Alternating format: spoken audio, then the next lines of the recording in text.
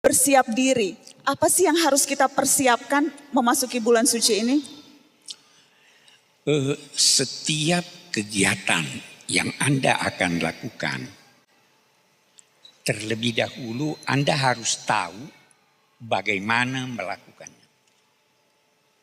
Tanpa itu kegiatannya bisa salah atau paling tidak sempurna. Prinsip dasar.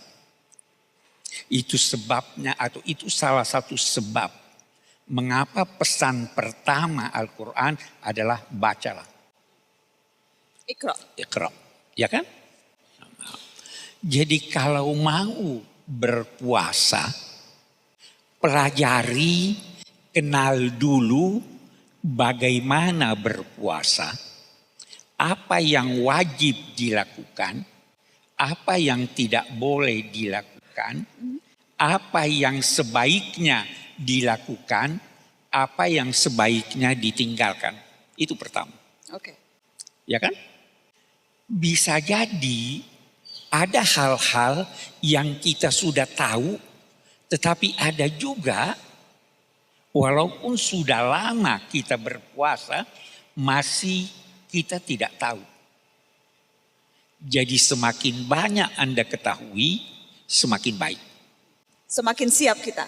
Semakin siap untuk melaksanakannya. Yang paling dasar apa, Abiku? Yang paling dasar harus kita ketahui. Mungkin saja orang banyak yang lupa saking dasarnya. Iya. Yang paling dasar yang orang umumnya tahu adalah tidak makan, tidak minum, ya kan? Iya. Itu kan yang jelas. Ya, itu yang jelas. Tapi bisa jadi ada yang tidak jelas. Saya beri contoh. Bisa enggak makan permen? Gak bisa. Tidak bisa. Bisa enggak mengunyah tanpa masuk ke kerongkongan? Boleh itu. Bisa atau boleh beda kan, Bi? Bisa atau boleh beda, iya. Ada ulama yang berkata boleh. Asal tidak ditelan. Asal tidak ditelan. Bisa enggak memakai celak? Bisa. Eyeliner, Bi, kalau sekarang. Oh iya. Saya orang lama. Prinsipnya sama, Bi. Prinsipnya sama kan. Bisa enggak sikat gigi? Ada yang bilang bisa, ada yang bilang tidak bisa. Sebaiknya bagaimana? Tidak. Kalau saya berkata sebaiknya sikat gigi. Ya kan? Malah sebaiknya. Kan ada hadis katanya bau mulut orang berpuasa itu. Ya itu metafor.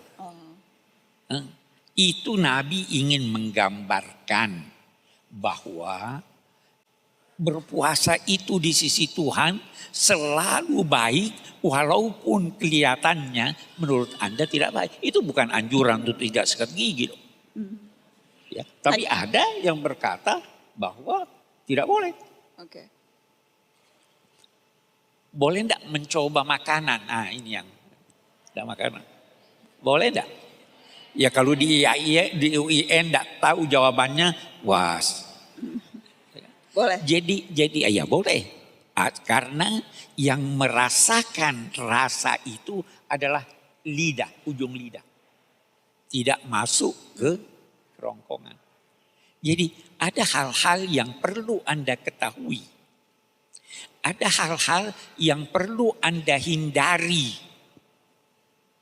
Tanpa menghindarinya, walaupun boleh jadi puasa itu sah dari segi hukum, tetapi dari segi substansi tidak ada artinya. Kan Nabi bersabda, sekian banyak orang yang berpuasa yang tidak memperoleh dari puasanya kecuali lapar dan dahaga. Kenapa?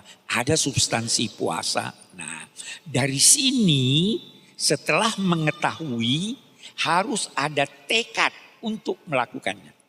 Tekad itu tempatnya di hati. Pikiran sudah oke, hati mau ikuti atau tidak? Perlu tekad. Semua sudah tahu kan? Saya beri contoh. Semua sudah tahu salat subuh itu sekarang sekitar 4.30 ya. Sudah tahu kan? 4.30 pagi. Mau enggak Kenapa ada yang masih tidur lelap? Dia tahu tapi tidak ada tekad untuk melakukannya.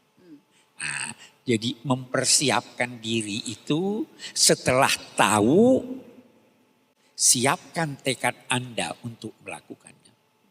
Siapkan tekad Anda untuk memperbaiki apa yang kemarin atau tahun lalu masih kurang. Itu sebabnya niat dalam mazhab Syafi'i harus ditekadkan sebelum terbitnya fajar.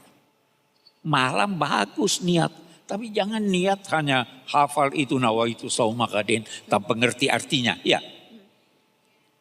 Niat tidak perlu diucapkan atau tidak harus diucapkan. Tapi Anda berniat, ketika berniat, ingat kemarin saya kekurangan ini. Perbaiki hari ini. Tahun lalu saya tidak khatam Al-Quran. Misalnya kan tahun ini. Tahun lalu saya sudah khatam tapi belum mengerti. Tahun ini itu artinya niat. Jadi persiapkan diri Anda dengan pengetahuan yang memadai menyangkut puasa. Lalu persiapkan jiwa Anda untuk bertekad memperbaiki, bertekad melakukannya sesuai dengan pengetahuan Anda. Serta meningkatkan apa yang kemarin belum Anda lakukan atau kurang baik Anda lakukan untuk menjadi lebih. Itu kalau menyambut puasa seperti itu.